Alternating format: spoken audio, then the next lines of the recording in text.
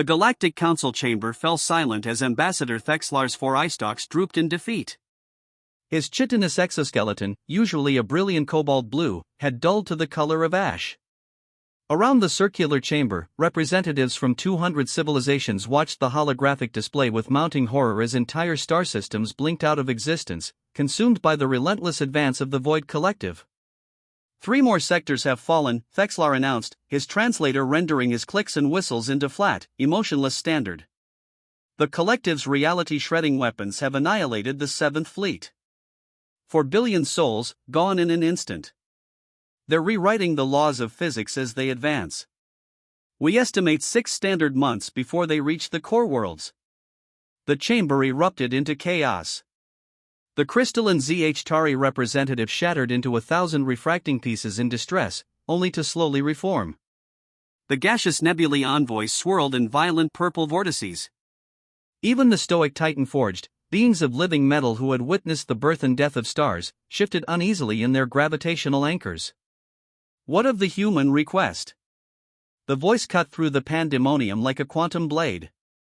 It belonged to High Counselor Vexsha, a being so ancient she remembered when the first warp gates were constructed. Her form, barely contained within a stasis field, pulsed with bioluminescent urgency. Thexlar's eye stalks swiveled toward her. The humans? They've only been part of the Council for 70 cycles.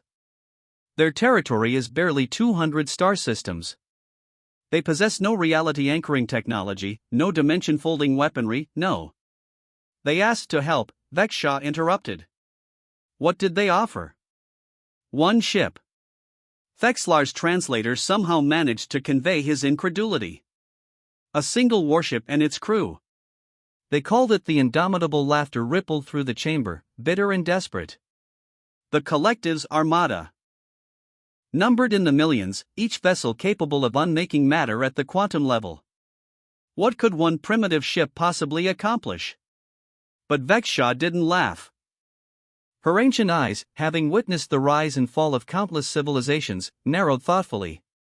Humanity defeated the Krexthor swarm when they were still confined to their home system. They repelled the dimensional incursion with pre-warp technology.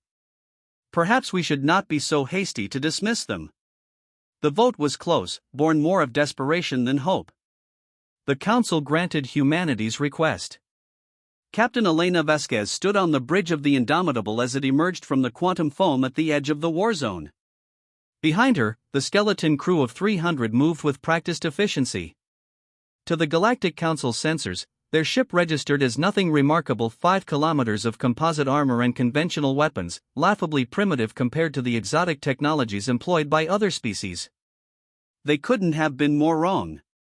Status report, Vasquez commanded, her dark eyes fixed on the tactical display where red icons representing the Void Collective swarmed like locusts. All systems green, Captain, replied Commander Yuki Tanaka from the engineering station. The observer is online and stable. Causality anchors holding at 99.9% efficiency. Temporal shielding? Vasquez asked. Holding. We're isolated from external timeline manipulation. Tanaka allowed herself a tight smile. They won't even know we're here until we want them to. The secret that humanity had kept from the galaxy was simple and terrible: they had weaponized paradox itself. While other species had spent millennia developing technologies to fold space, manipulate matter, and bend reality, humanity had taken a different path. They had learned to exploit the observer effect at a macroscopic scale, turning quantum uncertainty into a weapon. The Indomitable wasn't just a warship. It was a localized causality manipulation platform, a vessel that could rewrite probability on a cosmic scale. Initiating observer protocol, Vasquez announced. Target, Collective Flagship. The ship's core hummed to life, a sound that existed simultaneously in the past, present, and future. Reality around the Indomitable began to shimmer as the crew focused their collective consciousness through the quantum neural interface. In the strange physics of the observer protocol, the act of observation didn't just measure reality, it determined it. On the tactical display, the Collective's massive flagship, a structure the size of a small moon that had single-handedly destroyed the 7th Fleet, suddenly ceased to exist. Not destroyed, not teleported, it simply never had been there in the first place. The causality wave rippled outward, and the collective's forces found themselves fighting an enemy that had never existed, firing weapons that had never been built, following orders from commanders who had never been born.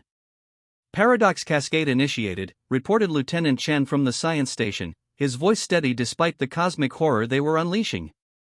The collective is attempting to reassert their timeline, but their reality anchors can't compensate for retroactive causality manipulation. The beauty and terror of humanity's weapon was that it didn't fight the collective in the present, it erased their past. Every ship, every soldier, every conquest unmade before it began. The collective's reality warping technology, so devastating against conventional forces, was useless against an enemy that attacked through the fourth dimension itself. But there was a cost. Captain, Tanaka's voice was tight with strain, we're experiencing temporal bleed. Crew compartments 3 through 7 are aging at accelerated rates.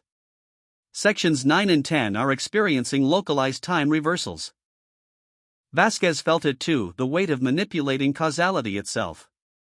Every second they maintained the observer protocol, they paid with pieces of their own timeline. Some crew members were growing older by decades and minutes. Others were reverting to children.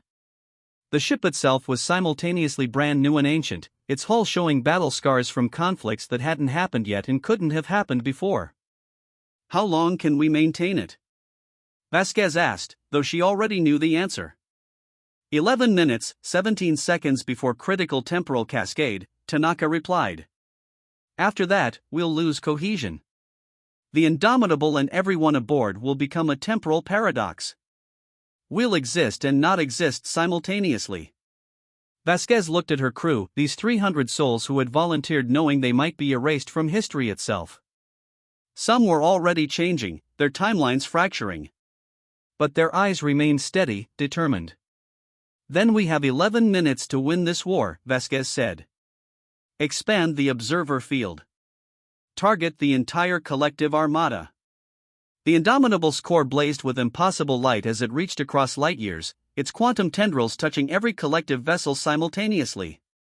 The crew's consciousness expanded, each mind becoming a node in a network that encompassed billions of potential realities. They observed, and in observing, they chose which reality would be real.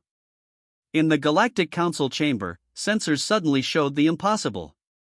The Void Collective's armada, millions of ships strong, was vanishing. Not retreating, not destroyed, simply ceasing to have ever existed in this timeline. The conquered sectors flickered back into existence, their populations unaware that they had ever been in danger. But on their sensors, the Indomitable's signature was growing unstable, its quantum state collapsing into superposition. The ship was becoming a ghost, trapped between existence and non-existence. Thexlar's eye stalks trem. As he watched. What have they done? Vexshaw's ancient voice was soft with reverence and sorrow. They sacrificed their timeline to save ours. They made themselves the paradox so that our reality could remain consistent. The last transmission from Captain Vasquez came through, fragmented and echoing across multiple timelines. Tell the Council, humanity always pays its debts. The war is over. The collective never was. We're just ensuring, the math adds up. Indomitable, out. And then silence. The Galactic Council would later erect a monument in the Memorial Gardens, though they could never quite agree on what it should commemorate. Records of the Indomitable existed and didn't exist simultaneously. Some remembered the crew, others swore there had never been such a ship. History itself couldn't decide. But on quiet nights, when the core worlds looked up at the stars they still possessed, some swore they could see a ghost ship sailing the quantum foam, a single human warship, forever trapped in the moment of its greatest victory, paying an eternal price for the galaxy's salvation. Humanity had sent one ship to win an unwinnable war.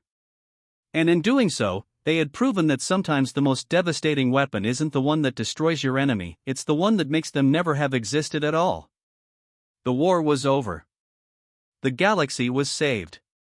And 300 human souls existed in every timeline and none, their sacrifice echoing through the multiverse as a reminder that courage, like quantum states, knows no boundaries.